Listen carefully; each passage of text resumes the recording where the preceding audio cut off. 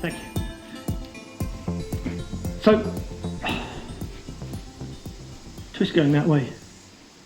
Earlier session we did a twist going this way, or a twist going this way, or whichever version you want to look at. We'll do what Clyde Sensei was looking at. So, Nikyo, very, very roughly, just to keep this kind of entry level and sensible, keep a bend in the arm. Now, from a application point of view, you can do this, you can make things happen. Or if you're going to be a sensible uke and give your partner something to train with, this is just technical training, remember, this isn't applied out in the street. Your unbendable arm, the same as if you were doing your silly showing off kind of look how strong my ki is thing, you know. Keep it relaxed but extended. If you stiffen it up, you're going to be able to block it, and then the angle's going to go on and it's going to really hurt, right? So we'll do this from Yaku. So, from to here, drift it on. I'm going to move in a big circle this time just so you can see what's going on. I'm going to use my front hip, bring this up, and I've just bent this a little bit, okay? He's being nice to me, that's fine. I didn't put any atemi in, nothing else. Nice and closed in, it's on my collarbone. If you've got a big chest, you can use the top of your chest. For me, I like the collarbone because it's a slightly different angle to my chest. This is a bit flatter. And then I'm going to try and take this part of the arm this way, but I'm not going to do like a, what do you call it, Chinese burn or whatever. I'm going to drop this hip that way and bring this one over the top, rather than me doing this with my upper body. So it's this kind of shape, okay? Now that was just a thing. Pause. Probably picked the wrong person here because he's a bit tall, so it's making my shoulders look a bit hunched, but never mind. Thank you. Top, okay. Different ways of playing with this. So I can make this, as my old sensei used to say, with a rimi. So I can put this into his body, like a compression. So it's making that link that we talked about before with the Sankyo, where these joints are connecting up and it's going through to his spine through a spiraling connection. If I just do this to his arm, it might hurt a bit, but it's not really moving his spine. So I can go in, feeling the shape, and as he's adjusting his posture, I'm just trying to keep it going down. I'm always trying to feel, imagine he had a piece of string tied to his nether regions, and there's a weight on the end of it. As he's moving, I'm trying to keep that from swinging too much and dropping straight to the floor. I don't want him kind of doing this too much. I want it to be as near a direct sync as I can. I almost want to collapse all of this.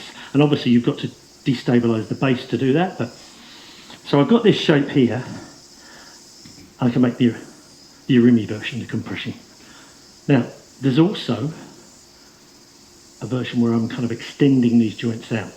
Now, it's probably not quite as much as with the Sankyo where it's more obvious. This time, yeah, this is quite good if someone's pushing or if they're quite strong. If he's, do the normal resistance, turn your hips towards me a bit so there. If he pushes into it, most people can resist a Nikyo if they've been training for a while, okay? And if I try and do the compression one, he's a big, strong lad. But if I drift this out, and all it's doing is just taking that line of balance and extending the connection out rather than... So there's, if you imagine this is how I visualize it. I'm sure you'll get this described to you much better by other people. But there's like an inert position of relaxed connection where I can kind of, about there. I can just about feel his spine, I can feel his centre of balance, but I'm not really affecting him in any way. I can ease into him to compress it, or I can draw out. Drawing out, it's not a pull. I'm kind of moving the underside of my body more than I am the top. He's kind of coming underneath me.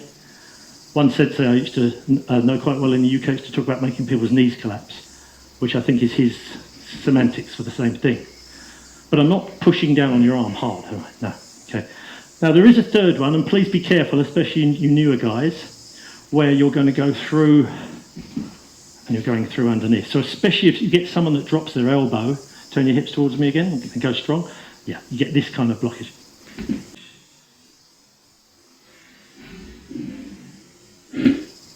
And you're coming through. I'm pushing a bit because he's a bit high up, but you're kind of coming through So you're connecting here and you're taking through this hip here.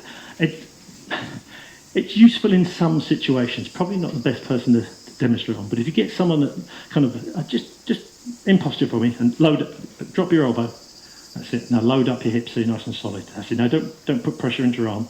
Just go nice. That's it. Sink into it. Now, you get someone that naturally does that. I used to train with a judoka. Very, very stable. He used to stick his bum out and keep his weight down. This pushing and pulling, they would always adjust through the hip. This gives you that because it rolls the base of the feet. All right, so you've got three versions of this. Have a go. So one.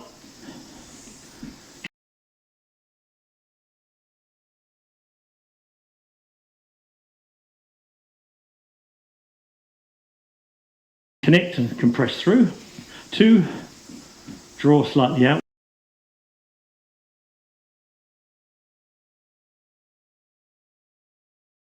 Outwards. And 3, send a wave across the front of the body. So your partner should be kind of dropping back, compressing forwards into their toes, or having to take a sideward step. Does that make sense? Don't worry too much about the pain compliance. We're not looking to crucify our partners.